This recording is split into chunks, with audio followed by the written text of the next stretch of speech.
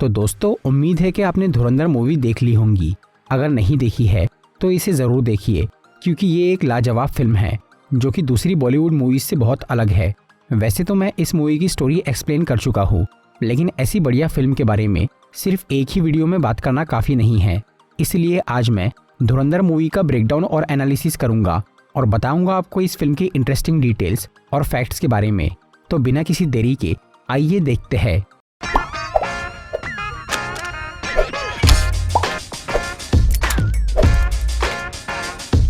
इस मूवी की कहानी कई असली घटना, असली लोग और कुछ काल्पनिक बातों को जोड़कर बनाई गई है। फिल्म का मेन कंसेप्ट है पाकिस्तान के माफिया और अंडरवर्ल्ड को इन्फिल्ट्रेट करना, यानी वहां के आतंकवादी और गुंडों के बीच घुसकर उनकी जानकारी इकट्ठा करना। और ये काम करता है रणवीर सिंह का कैरेक्टर हमजा अली यानी जसकीरत सिंह।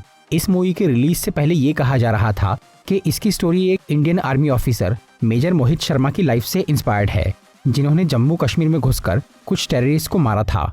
लेकिन बाद में ये क्लियर हो गया कि ये मेजर शर्मा की कहानी नहीं है, बल्कि फिल्म के डायरेक्टर ने कहा है कि धुरंधर किसी की भी लाइफ से इंस्पायर्ड नहीं है, क्योंकि आज तक इंडिया का कोई भी जासूस पाकिस्तान के अंडरवर्ल्ड में नहीं घुसा है।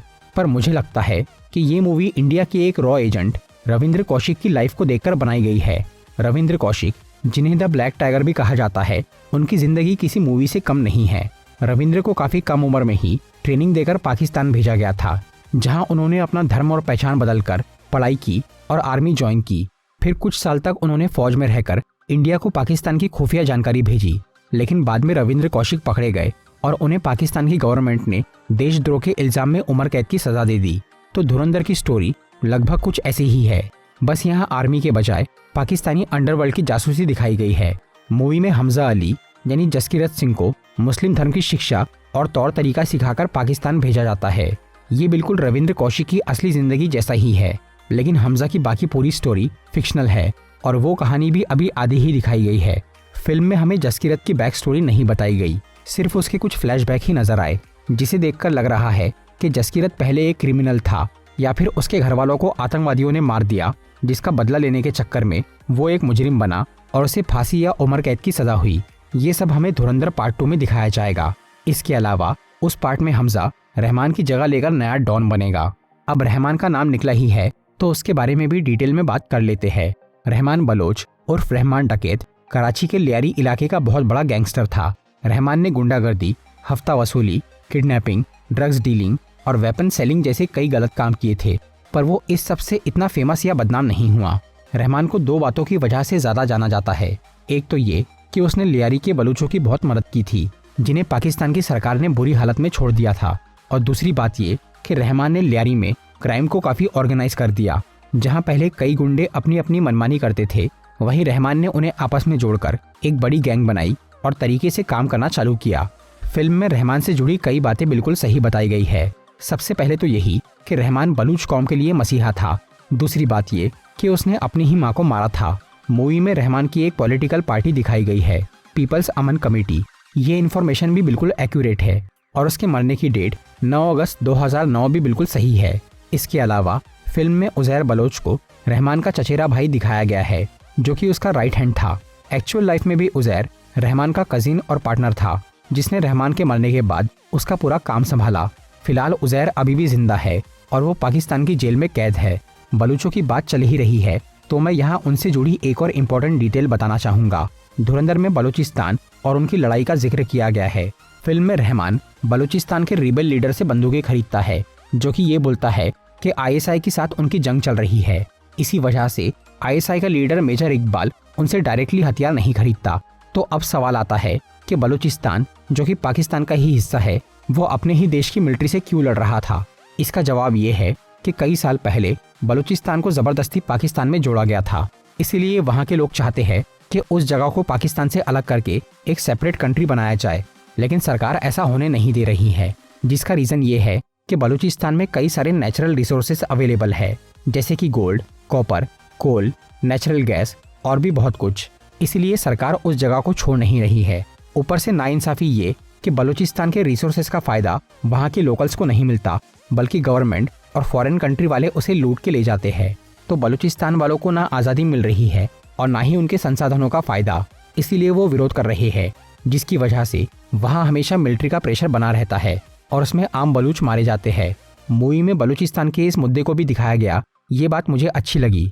अगले पॉइंट की बात करें तो फिल्म में कई लोगों का नाम बिल्कुल सही बताया गया है, क्योंकि उनमें से ज़्यादातर लोग मर चुके हैं, पर कुछ लोगों और चीज़ों का नाम यहाँ बदल कर दिखाया गया है जो कि आज भी मौजूद है।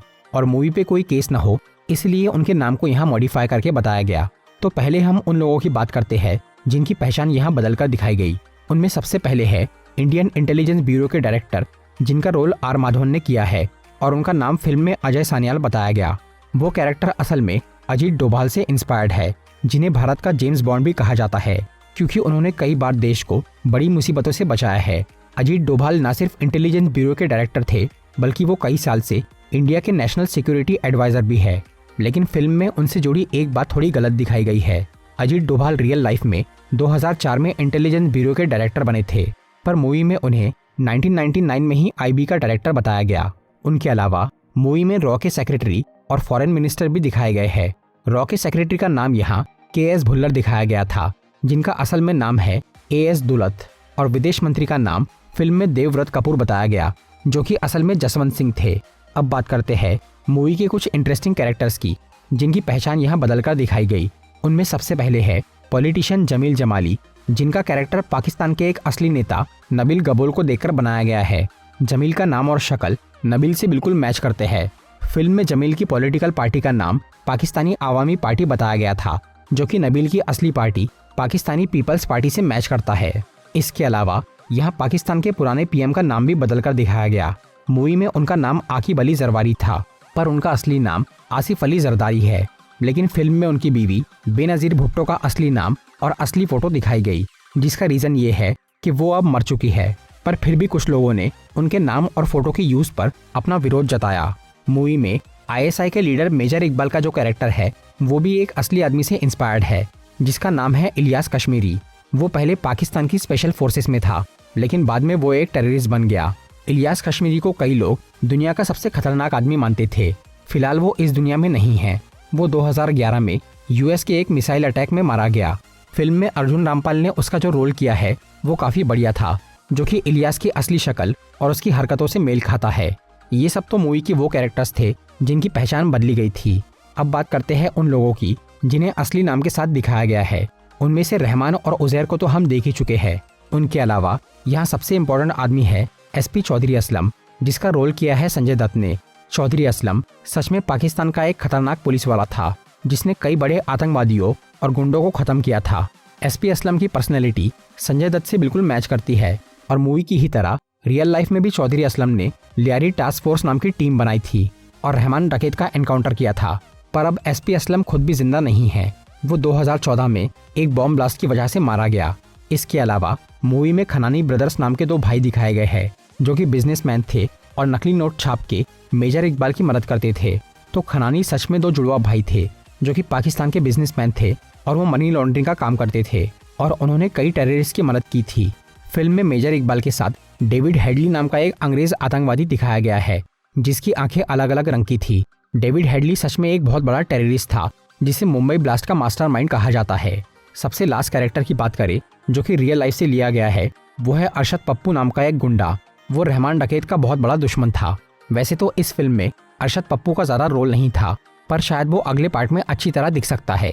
इस मूवी में सिर्फ असली नाम ही नहीं बताए गए, बल्कि यहाँ कई घटनाओं और लोगों की फोटो वीडियो भी दिखाई गई है। जैसे कि फिल्म की स्टार्टिंग में उस प्लेन की हाईजैकिंग में जिन टेररिस्ट को छोड़ा गया था, उनकी यहाँ असली फोटोज दिखाई गई। फिर पार्लियामेंट अटैक की भी असली वीडियोस दिखाई गई। इसके बाद मुंबई ब्लास्ट की असली न्यूज़ क्लिप्स, अजमल कसाब की फोटो और टेररिस्ट की रियल वॉइस रिकॉर्डिंग्स। ऐसा पहली बार किसी फिल्म में हुआ है, इसीलिए धुरंधर इतनी खास है। इसके अलावा और भी कुछ बातें हैं जो कि इस मूवी को स्पेशल बनाती है।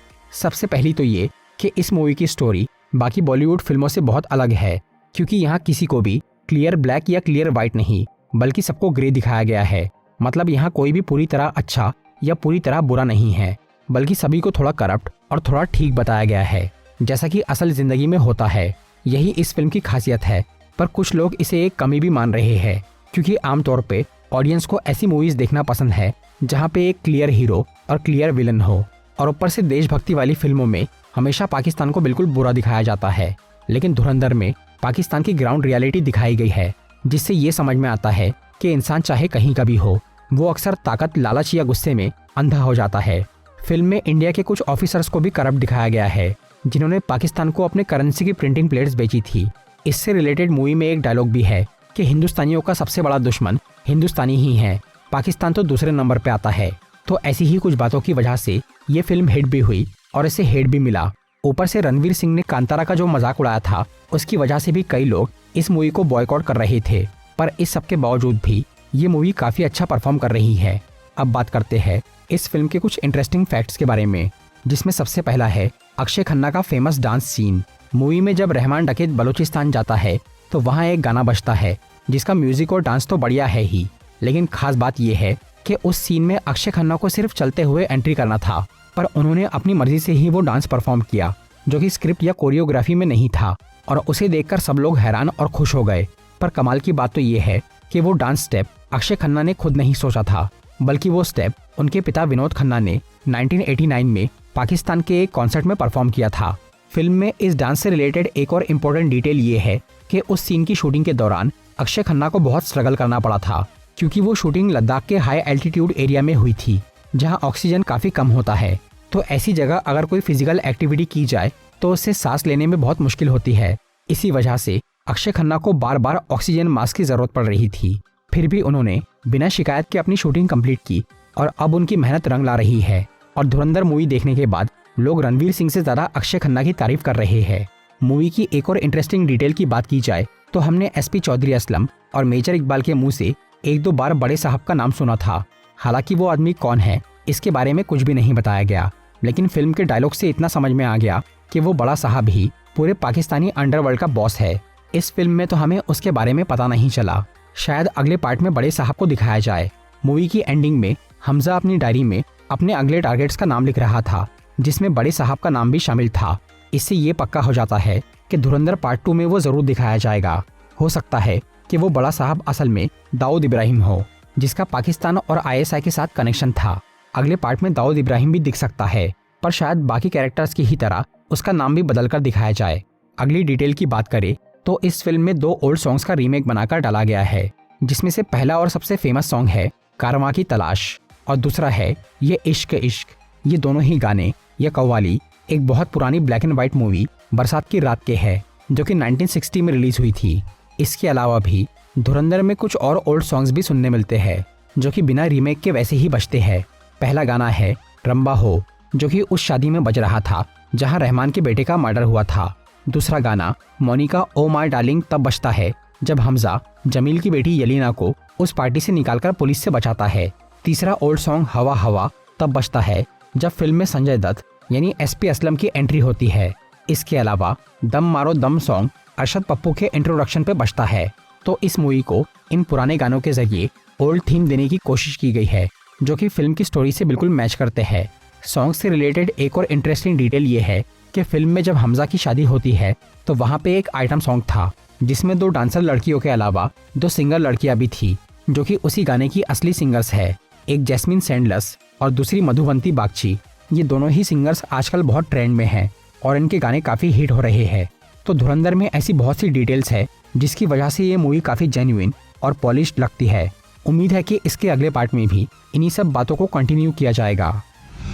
तो दोस्तों, ये था धुरंधर मूवी का एनालिसिस और ब्रेकडाउन। अगर आपको ये वीडियो अच्छी लगी हो तो इसे लाइक और शेयर ज़रूर करिए, और ऐसी ही इंटरेस्टिंग वीडियोस देखने के लिए सब्सक्राइब कीजिए हमारा चैनल और इस बेल आइकन को दबाइए ताकि आपको हमारी वीडियोस सही टाइम पर मिल सके।